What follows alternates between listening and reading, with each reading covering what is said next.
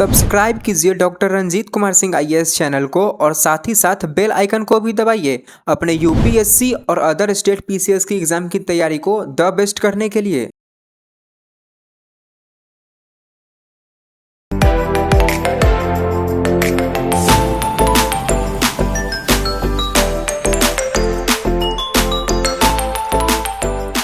Hello friends, तो मैं बहुत दिनों के बाद फिर से आ गया हूँ आप लोगों के बीच। और चूँकि अलग अलग ड्यूटीज में लगा था, जिसके चलते बहुत डिले हुई और फाइनली मैं आपके सामने हूँ। आप लोगों के जो क्वेरीज और क्वेश्चंस आए हैं उसमें आप लोगों ने हमेशा कहा है कि आपने हिस्ट्री का बता दिया, ज्योग्राफी का बता दिया, तो अब आप साइंस का बताइए। क्योंकि मैंने जो वेटेज बताया था उसमें आप लोगों ने देखा था कि साइंस से जो क्वेश्चंस आने की संभावना है वो मिनिमम जो है 30 से 35 क्वेश्चंस तो आना ही आना है। तो 30 से 35 क्वेश्चंस, क्योंकि आप लोगों की प्रायोरिटी जो थी हिस्ट्री थी, हिस्ट्री में जहाँ से 40 क्वेश्चंस आना है, बिहार स्पेशल जहाँ से 30 से 35 क्वेश्चंस आना है, करेंट जहाँ से ऑन एन एवरेज 25 से 30 क्वेश्चंस आने हैं। जो मेजर पोर्शन था वो पोर्शन है आपके सामने वो साइंस का।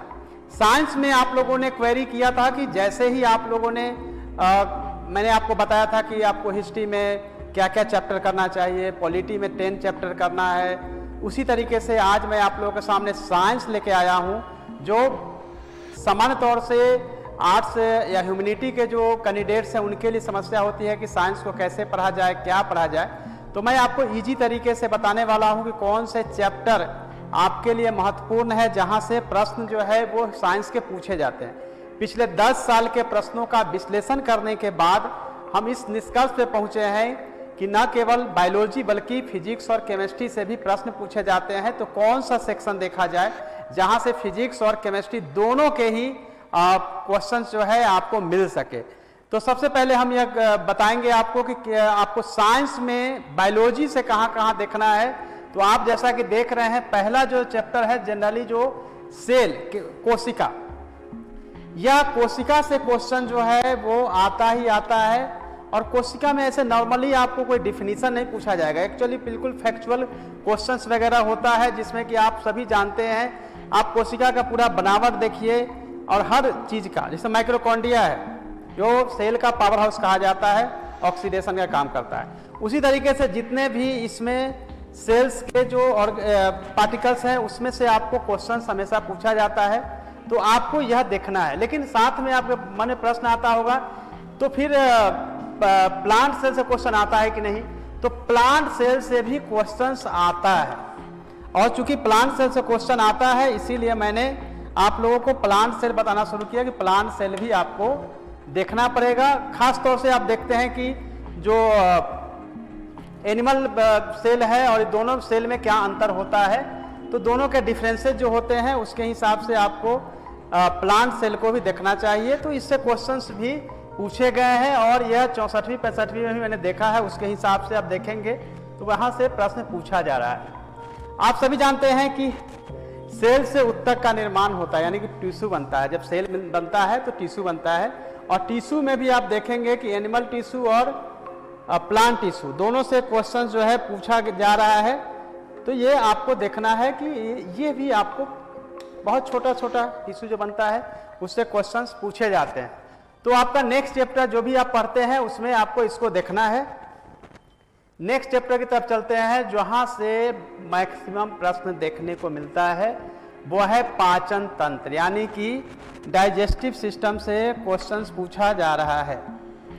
डाइजेस्टिव सिस्टम से क्वेश्चन पूछा जाता है। आप सब जानते हैं कुछ भी हम खाते हैं वो आपके ओरल कैविटी से जाता है, यानी कि मुंह में जो लार ग्रंथ है, कौन कौन सी लार निकलती है, कितना निकलता है, उसके बाद ओसोफेगस से होते हुए आपका जो फूड पहुंचता है स्टमक में, इंटेस्टाइन वगैरह वगैरह जो है आपको फिगर के माध्यम से बताया जा रहा है। इस फिगर को भी ध्यान में रखते हुए इसमें आप देखेंगे कि कहाँ से कौन सी रस निकलती है जिससे कि आपका पाचन की क्रिया होती है। तो डाइजेस्टिव सिस्टम से जो है क्वेश्चंस पूछे जाते हैं। डाइजेस्टिव सिस्टम को भी आपको बहुत अच्छे से देखना पड़ेगा, यानी कि पाचन रस जो होती है उसके बारे में भी आपको पढ़ना पड़ेगा। तो ये तीसरा चैप्टर से जहाँ से प्रश्न पूछे जाते हैं, उसी तरीके से आपके श्वसन तंत्र से क्वेश्चन होता है। श्वसन तंत्र में देखिए आप पता है लंग्स का फंक्शन है क्या है, ट्रकिया जो है वो आपको देखना है और किस तरह से काम करता है। तो ये आपको श्वसन तंत्र में आपको बहुत छोटा है, 4-5 इसमें फैक्ट ही बनता है जहाँ से प्रश्न पूछे जाते हैं। अब चलते हैं जहाँ से मेजर क्वेश्चंस का पोर्शन है, वो है परिसंचरण तंत्र, रक्त और रक्त समूह, रक्त का भाग। तो ये जो है ब्लड ग्रुप्स, यानी कि पूरा का पूरा जो है उसमें आपको पढ़ना पड़ेगा पूरा कार्डियक सिस्टम जो है वो आपको देखना पड़ेगा किस तरह से ये फंक्शन पूरा करता है।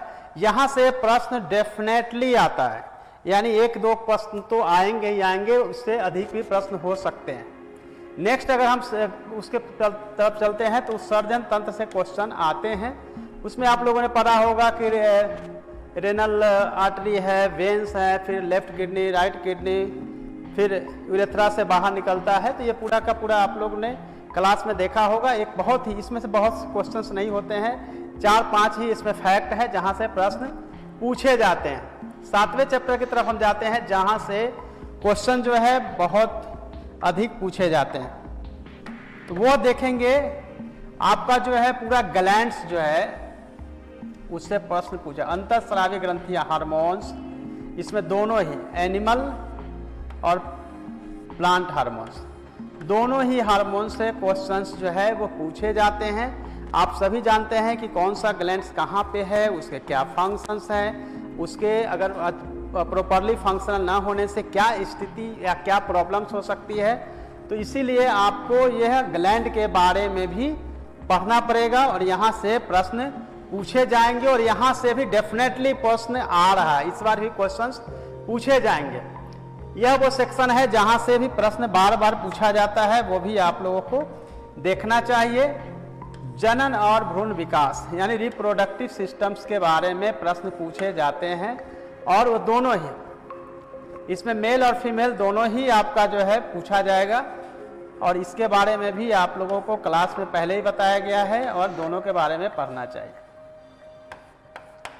और कौन कौन से हार्मोन से क्या होता है ये इससे भी संबंधित है, तो यह भी आप लोगों को देखना चाहिए।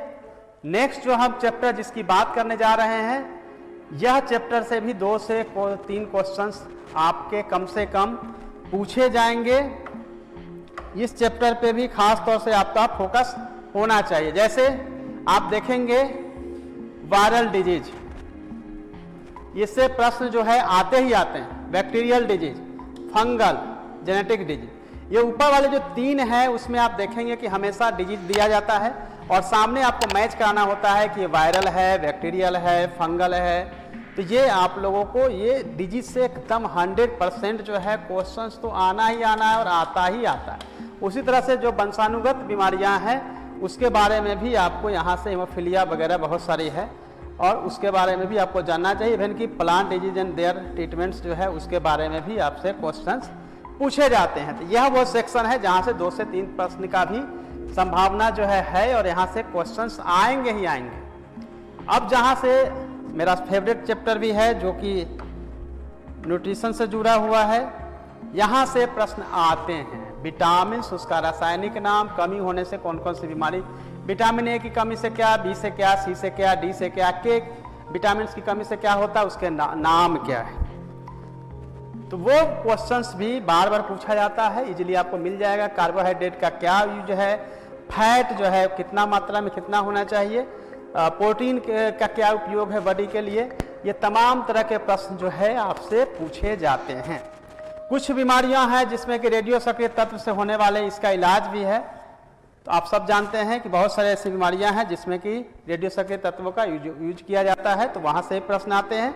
और फिर उसके बीमारियों में जो इंस्ट्रूमेंट यूज किए जाते हैं वो आप लोगों से पूछा जाता है। तो ये वो सेक्शंस है जहाँ से क्वेश्चंस, इसमें से भी आप यह मान के चलिए कि 1 से 2 क्वेश्चन तो 100% आएंगे। जो भी चैप्टर मैं बता रहा हूँ उसमें से 2 क्वेश्चंस की पूरी संभावना है और जब एग्जाम आप देंगे तब आपको याद आएगा कि नहीं सर ने सही बताया था। तो ये मैंने 10 आपको चैप्टर्स बताए हैं।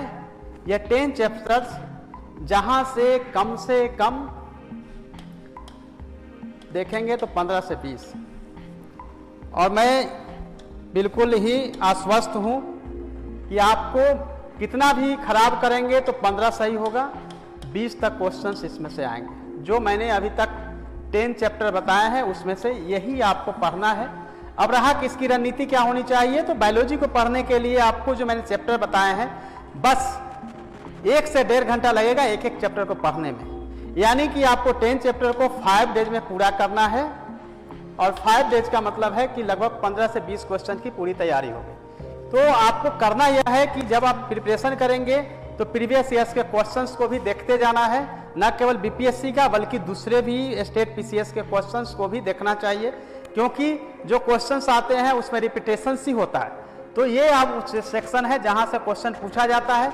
अब चूंकि मैंने बताया था आप लोगों को कि बायोलॉजी से ही आपको पढ़ना है, उसमें भी ह्यूमन ब्रेड से पढ़ना है, लेकिन प्लांट के भी कुछ सेक्शन है जहां से प्रश्न पूछे जाते हैं, इसलिए उसको पढ़ने की जरूरत है। मैक्सिमम अगर क्वेश्चन देखेंगे तो 5 हो सकता है, 5 से 7 से ज्यादा क्वेश्चन नहीं हो सकता है, 5 to 7 ही क्वेश्चन हो सकते हैं। और बहुत छोटा छोटा चैप्टर है जिसको कि पढ़ना चाहिए, जैसे कि तत्व, यौगिक और मिश्रण, जैसे एलिमेंट्स, कंपाउंड्स एंड मिक्सचर्स। तो इससे क्वेश्चन जो है, ये क्वेश्चन की पॉसिबिलिटी कभी आती है कभी नहीं आती है, लेकिन एक क्वेश्चन की पॉसिबिलिटी जो है यहाँ पे रहती है। ये देखिए बिल्कुल इजी है, आप सभी ने 10th में 10+2 में भी पढ़ा होगा। परमाणु संरचना, इससे संबंधित महत्वपूर्ण सिद्धांत, atomic structure and it's related important theories, तो सबने पढ़ा होगा। न्यूक्लियस, प्रोटॉन, न्यूट्रॉन, इलेक्ट्रॉन सब आप लोगों ने पढ़ा होगा। सिंपल जो है इससे क्वेश्चन जो है, एक क्वेश्चन की पॉसिबिलिटी होती है, डायरेक्टली क्वेश्चन नहीं आता है, लेकिन इनडायरेक्टली क्वेश्चन जो है इससे रिलेटेड होते हैं। अब मैं नेक्स्ट जहां से क्वेश्चंस की पॉसिबिलिटी है वो एरिया जो है आप देखिए, यहाँ से प्रश्न जो रेडियो सक्रियता, जो मैं आगे बता रहा था रेडियो सक्रिय तत्व, उसके उपयोग के बारे में भी क्वेश्चंस जो है, एक क्वेश्चंस की पॉसिबिलिटी है, बट ये 100% नहीं है कि आएगा ही, लेकिन कभी आता है कभी नहीं आता है। लेकिन कोई भी ऐसा सेक्शन में छोड़ना नहीं चाहता हूं जहां से क्वेश्चन छूटे। उसी तरह से आप देखेंगे धातु और उसका उपयोग जो है, यहां से प्रश्न जो है वो आता ही आता है, तो इसकी तैयारी आप लोगों को करना पड़ेगा। ये आप लोगों को देख लेना चाहिए। धातु और उनके अयस्क जो है, इससे क्वेश्चन जो है एक की पॉसिबिलिटी रहती है। मिश्र धातु, चूंकि हम लोग के जीवन में हमेशा जो हम लोग यूज करते हैं यूटेंसिल्स वगैरह, वो जो है मिश्र धातु से ही बने होते हैं, तो यहाँ से क्वेश्चन जो है पूछा जाता है। जनरली पीतल में क्या यूज होता है, स्टील में क्या यूज करते हैं, तो ये यहाँ से ये क्वेश्चन की पॉसिबिलिटी रहती है, तो इसलिए मैंने इसको यहाँ पे रखा है। आम्ल क्षार, और ये आप जानते हैं कि इसकी जो pH मान है उसके आधार पे आप इसको देख सकते हैं। यहाँ से भी एक क्वेश्चन की पॉसिबिलिटी रहती है, बट कभी आती है कभी नहीं आती है, लेकिन चूंकि आया है पिछले 10 साल में 3 बार, इसलिए मैंने इस चैप्टर को भी यहाँ पर रखा है। यह वो सेक्शन है जहाँ से एक क्वेश्चन आएंगे, तो वो सेक्शन है जहाँ से एक क्वेश्चन आएंगे, वो है एक कार्बनिक यौगिक, ऑर्गेनिक कंपाउंड से क्वेश्चन आए हैं और एक क्वेश्चन आएंगे, इसीलिए इस सेक्शन को भी आपको कर लेना चाहिए। नेक्स्ट हम चलते हैं, यह वो एरिया है जहां लोग ध्यान नहीं देते हैं, ईंधन से क्वेश्चंस आते हैं। क्वेश्चन जो है कंटिन्यू अल्टरनेट में आए हैं। कुछ महत्वपूर्ण यौगिक, उसका व्यावसायिक और रासायनिक नाम और उसका उपयोग, ये गैसेज वगैरह होते हैं, उसके बारे में आपको पढ़ना पड़ेगा कि कौन कौन सा जो है इसमें यौगिक कंपाउंड्स हैं जिसके बारे में आपको पढ़ना चाहिए। यहाँ से भी ये क्वेश्चंस आते हैं। यहाँ से क्वेश्चन कभी हमेशा अल्टरनेट आया है। अल्टरनेट का मतलब है कि जब 66वीं में आया तो फिर 64th में आया है, जैसे बहुलक निर्माण, उसका उपयोग, यानी पॉलीमर के बारे में क्वेश्चंस जो है आए हैं, और खासतौर से जो अप्लाइड क्वेश्चन टाइप का है जिसका व्यवहारिक जीवन में उपयोग है, उस तरह के क्वेश्चंस ही यहाँ से बनाए गए हैं। तो ये तो था आपके केमिस्ट्री का। लास्ट सेक्शन देखेंगे, यहाँ से क्वेश्चन जो है ये क्वेश्चंस 100% आते हैं पीरियोडिक टेबल से, आवर्त सारनिया से, खासतौर से जो गैस है उसके बारे में आपको देखना चाहिए। तो ये क्वेश्चन का यहाँ पॉसिबिलिटी है। ये मैं आप लोगों को, अब हम चलते हैं आपको फिजिक्स की तरफ लेकर। अभी आपने केमिस्ट्री के बारे में मैंने बता रहा था, और फिजिक्स में जो है वो मात्र 6 ऐसे चैप्टर है जहाँ से प्रश्न पूछे जाते हैं, इसके अलावा कहीं से क्वेश्चन नहीं आते हैं। यहाँ से एक प्रश्न की 100% पॉसिबिलिटी है, वो है मात्रक, जैसे कि आपने देखा होगा सदिश राशि कौन है, अदिश राशि कौन है, 4 उसमें ऑप्शन दिया रहता है। कई बार डायरेक्टली पूछ लिया जाता है किस जैसे समय का मात्रक, कार्य का मात्रक, इस तरह से डायरेक्टली क्वेश्चंस पूछे गए हैं और यहाँ से 1 क्वेश्चंस की गारंटी है। ये क्वेश्चन तो आने ही आने हैं। सेकेंड जो है वो है भौतिक राशि उसका, यानी कि आप देखेंगे कि quantity and it's measuring instrument जो है फिजिकल, इससे भी एक क्वेश्चन जो है बिल्कुल ही आता है, इससे भी क्वेश्चन जो है वो आता है। ये आप लोगों को देख लेना चाहिए जहाँ से ये क्वेश्चन जो है वो एवरी ईयर जो है रिपीट हुआ है, तो वहाँ से आपको करना चाहिए। अब ये वो एरिया है जहाँ से 2 क्वेश्चंस की पॉसिबिलिटी हमेशा रही है और हमेशा आती रही है, तो वो मैं आपको बताता हूँ। डायरेक्टली कभी भी आपसे नहीं पूछेगा कि आप लॉ ऑफ मोशन बताइए, बल्कि कुछ भी एग्जाम्पल के तौर पे आपसे क्वेश्चन होगा। गुरुत्वाकर्षण में भी क्वेश्चंस रहे हैं, सेटेलाइट से भी क्वेश्चंस हमेशा पूछे जा रहे हैं, सिंपल पेंडुलम से क्वेश्चन है, वर्क एनर्जी एंड पावर से क्वेश्चन है और वेव टाइप से क्वेश्चन है। उसी तरह से यांत्रिक तरंग, विद्युत चुंबकीय तरंग जो है, इससे क्वेश्चंस पूछे जाते रहे हैं। तो यहाँ से क्वेश्चन जो है मिनिमम 1 से 2 क्वेश्चन पूछे जाते रहे हैं। अगर 2 क्वेश्चन नहीं भी होता है तो ये क्वेश्चंस तो पूछे ही जाएंगे। अब चलते हैं, हम आपको आगे ले चलते हैं। यहाँ जो है बहुत इंपॉर्टेंट है, यह वह गारंटी जगह है जहाँ से प्रश्न पूछे ही जाते हैं। यह वो एरिया है जहाँ से प्रश्न पूछे ही जाते हैं। तो दर्पण, जैसे मान लेते हैं सी पर है तो सी पे बनेगा, उल्टा बनेगा, सीधा बनेगा, छोटा बनेगा, बड़ा बनेगा। यह आप सब ने बोर्ड में 10th के क्लास में आपने देखा होगा। तो दर्पण का जो है इससे पूछा जाता है। जैसे आपको मायोपिया है, कौन सा लेंस यूज करना है, लेंस में अगर देखेंगे तो आपको हमेशा निकट दृष्टि दोष, दूर दृष्टि दोष, सिलिंड्रिकल लेंस का कहाँ उपयोग करेंगे। उसी तरह से माइक्रोस्कोप के बारे में क्वेश्चंस पूछे जाते हैं। तो ये वो एरिया है जहाँ से 1 से 2 क्वेश्चंस, इस बार संभावना है कि कम से कम 2 क्वेश्चंस इस सेक्शन से आना ही चाहिए। तो यह वो सेक्शन है जहाँ से आपको देख लेना चाहिए। बाकी तो विद्युत धारा है मापने की, जो वोल्ट मीटर, आम मीटर, ये सब चीज़ें जो है आपको एक पढ़ लेना चाहिए जहाँ से क्वेश्चन पूछे जाएंगे। और ये वो मेथड है, तरीका है। कई बार डायनमो से पूछा जाता है, ट्रांसफार्मर से पूछा जाता है। तो ये क्वेश्चन है जहाँ से आप पूछ सकते हैं। लास्टली आपको हम ले चलते हैं जहाँ से क्वेश्चन आने की पॉसिबिलिटी है। यह है एरिया जहाँ से प्रश्न पूछे जाते हैं। तनाव, श्यानता, केशिका क्रिया। आपको देखिए ये समझ में नहीं आएगा, लेकिन कई बार क्या होता है कि जैसे लालटेन में क्यों किस तरह से केरोसिन ऊपर की तरफ चढ़ता है, स्ट्रो से जो हम लोग जूस पीते हैं या फिर नारियल पानी कुछ भी, वो किस तरह से ऊपर चढ़ता है, या फिर हम फाउंटेन पेन से लिखते हैं तो ऊपर की तरफ किस क्रिया से चलता है। ये सभी तरह के क्वेश्चन जो है वो केशिका क्रिया, श्यानता और तनाव में ही होता है। तो यहाँ से 1 से 2 क्वेश्चन, यह वो एरिया है जहाँ से क्वेश्चन पूछे जाएंगे। अब आप लोगों को ब्रीफली मैं बताना चाहता हूँ कि बायोलॉजी का जो सेक्शन है बहुत इंपॉर्टेंट है। बायोलॉजी से 15 से 20 प्रश्न, फिजिक्स से क्वेश्चंस और केमिस्ट्री से, तो केमिस्ट्री से अगर देखेंगे तो मुझे लगता है कि 5 से 7 क्वेश्चन, और फिर केमिस्ट्री से 5 से 7 क्वेश्चन और फिर फिजिक्स से 5 क्वेश्चन। यानी कि अगर हम डिवाइड करके देखेंगे तो ऐसे कर सकते हैं कि बायोलॉजी से जो क्वेश्चन होंगे वो 15 से 20 होंगे। उसी तरह से केमिस्ट्री का वो पोर्शन होगा जहां 5 से 7 क्वेश्चंस, और फिजिक्स वह एरिया है जहां क्वेश्चन जो पूछे जाएंगे यही मान लीजिए 5 से 6 क्वेश्चन। यानी कि मिनिमम अगर कम से कम देखते हैं तो 25 क्वेश्चन, और अधिक से अधिक क्वेश्चन देखते हैं तो होता है 13 और 20 यानी 33। जो मैं बता रहा था उसी के आसपास उतरता है। ये क्वेश्चंस का एरिया है जहां से क्वेश्चन पूछा जाएगा। अब आप लोगों के मन में आएगा कि कौन सी किताब से पढ़ना चाहिए, क्योंकि अभी समय भी मिल गया है और आप लोगों को तैयारी भी करनी है। तो मेरे ख्याल से जो बुक्स हो सकती है वो एनसीईआरटी की बुक्स जो है 9th 10th की जो साइंस की बुक्स है उससे पढ़ सकते हैं। या आपके पास अगर एनसीईआरटी पढ़ लिए हैं और फिर भी आप चाहते हैं कि थोड़ा और फर्दर नॉलेज हो, तो घटना चक्र की एक साइंस की बुक आती है पतली सी, उस किताब से भी आप तैयारी कर सकते हैं। बहुत ही सिंपल सी है, कोई गाइड से अगर पढ़ना होगा तो वहाँ से ही पढ़ सकते हैं।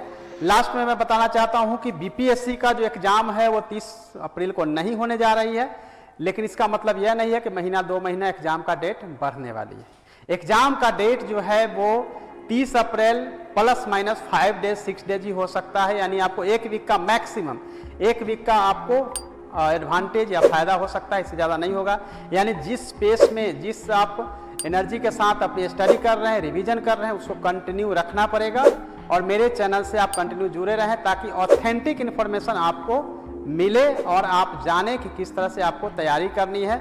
अदरवाइज जो है भटकाने और भटकने के लिए किताब भी बहुत सारे हैं और यूट्यूब चैनल भी बहुत सारे हैं। तब तक के लिए सबको ऑल द बेस्ट, अपनी तैयारी कंटिन्यू रखें। धन्यवाद।